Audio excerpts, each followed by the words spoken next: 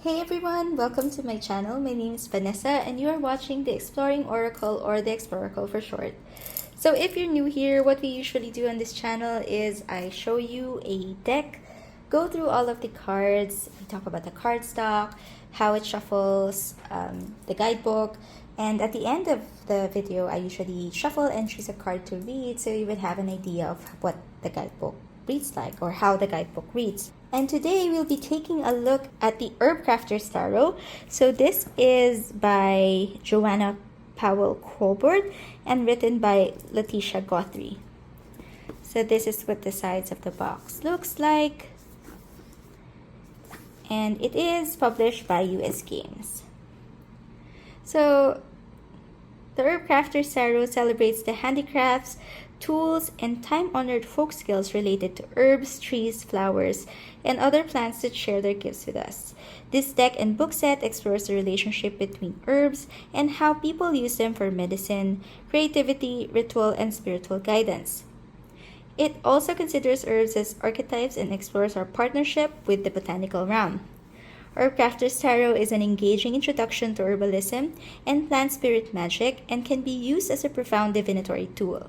The set includes a 78-card deck and a 124-page book full of herbal inspiration and ideas for crafting with the cards. Magic is in the making. Now, I wasn't... So let me open up this box, and then we have the guidebook. Now, in the guidebook, it has a dedication, some acknowledgement, introduction, who is an herb crafter, about this deck, the cards and the correspondences, the major and minor arcana, which is, I think, arranged by their numbers. And they have renamed the courts. So you have Ihas for daughter, Adelitas for warriors or knights, Madres for mothers, so the queens, and Curanderas for healers or healers. So that would be the kings. And then how to use the deck, how to connect with the herbs, the craft activities, and about the creators and bibliography. So I was a little hesitant about the deck because I pretty much don't know a lot about herbs. Herbs, depending on how you pronounce it. But I was also quite drawn to the art on this deck. You know, it's not the usual RWS imagery, which lately I have been more drawn to. Previously, I used to love RWS clones, but now I'm just looking for something that's totally different. And I also wanted to get this because the guidebook looks really interesting. So for each of the cards, you have the name of the card, the associated herb, you have like an affirmation, and then it describes the art, tells you about and tells you the meaning of this card, and has some craft activities. Now, I'm also not a crafty person, honestly. I suck at arts and crafts, but there's just something about this deck that really just drew me to get it. So I'm very much excited. I'm not sure how well it would read for me, but definitely something that intrigued me enough. Here are the backs. They are reversible. It has borders in the back. It is a little bit larger than standard tarot size. This is how it is compared to a standard RWS. The cardstock, there is a little bit of sheen, so it reflects the light a little bit, but I wouldn't call it a glossy cardstock. It snaps back really well. It is the typical US Games cardstock, which I have no problems with. I do like this cardstock because I can shuffle it really well, and it also glides really well. So if if you were the type to fan your cards, this deck fans really well, and it also works well with overhand shuffling because it is quite slippery. Okay, so let me just zoom in and we can take a closer look at all of the cards. Alright, so let's start with our flip through. So the cards do have borders. And you have the name of the card and the name of the herb or flower or botanical that's depicted. I don't mind the borders in this deck. It looks like it's a Polaroid, like a photo. But I don't think these are photos. I mean, I don't know if they started out as photos and were enhanced, but they also have this painted quality to them that I really like. So for the art style, that was the first thing that drew me to this deck. And you know, I just feel like it's something unique and would have a very different and fresh perspective on the tarot than what we would usually see, especially with RWS and RWS clones. And I think that for me personally, as somebody who gets bored easily, I like tarot because there's just so much to get into and so much to learn from that I will never run out of things to get into.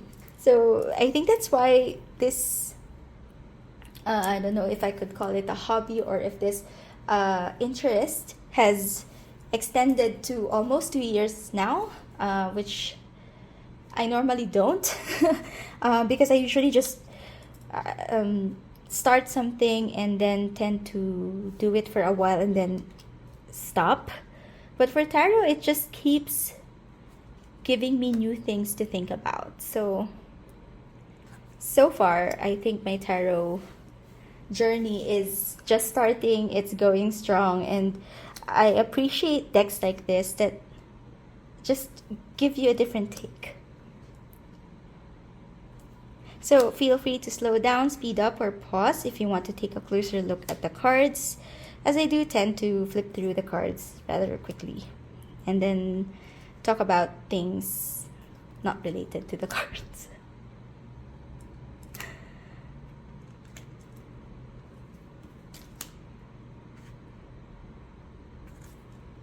Yeah, some of the cards really do look like photographs. So probably, maybe it started out as photos and then were just enhanced and digitally enhanced in some way.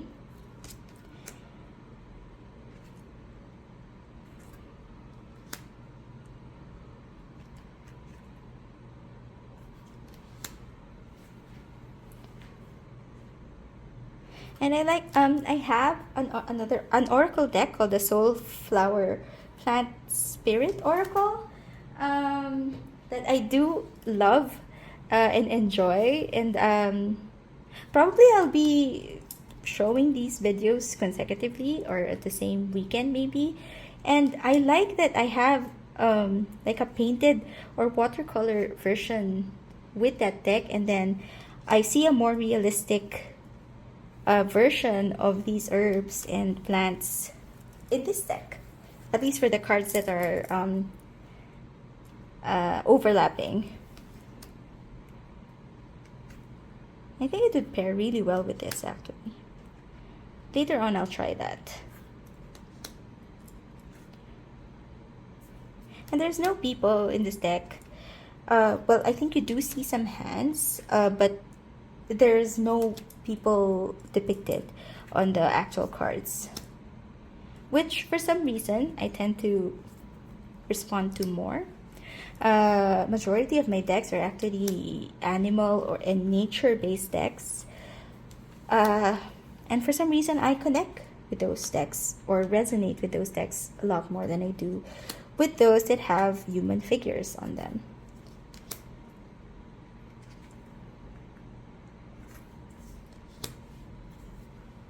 I really like the imagery.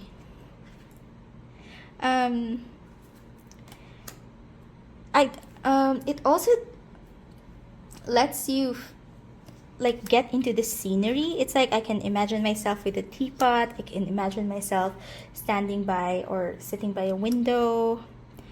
So I think that's a truly special quality of this deck.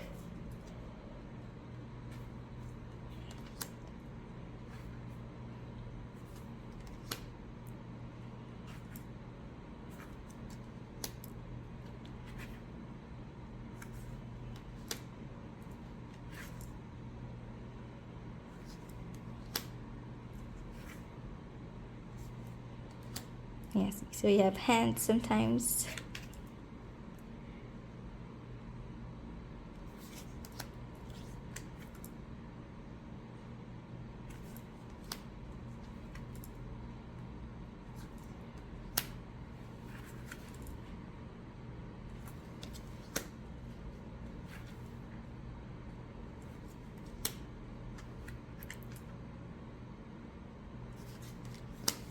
That felt like a temperance card to me.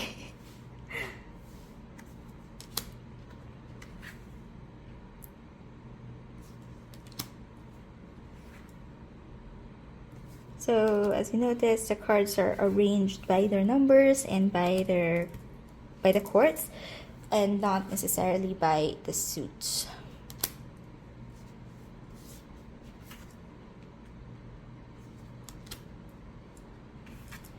And even though we're just showing hands, I do like that there's diversity there. So you can clearly see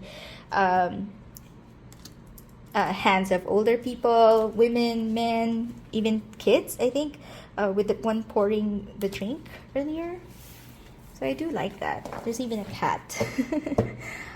So let me zoom out and let's see how this shuffles, and then choose a card to read. Okay, so it is slightly longer than a standard tarot, but even with my small hands, I can still get my hand around it with a little bit of effort. But yeah, it can be done. For shuffling, I can riffle shuffle it. For some reason, it shuffles better face up. I don't know. I don't know if that's with how cards are laminated or something, but there are some cards that definitely, or I do have some decks that shuffle a lot better face up, and this is one of them. But yeah, no issues with riffle shuffling. And as I mentioned, it's slippy enough, so if you fan cards and choose, there's no issues, and there's also no issues with overhand shuffling. So really, I actually really like US Games cardstock for a mass market deck. I like it a lot more than the Llewellyn cardstock, which I also don't have issues with. Honestly, I prefer thinner cardstock compared to like the really thick, heavy rose petal cardstock that indie decks have. So this one is just perfect for it. No concerns, no complaints. Okay, so I'm not really getting a jumper. Oops. I got a lot, so maybe let's just choose the top one. It is the Ten of Water. Let's zoom in and I will read from the guidebook.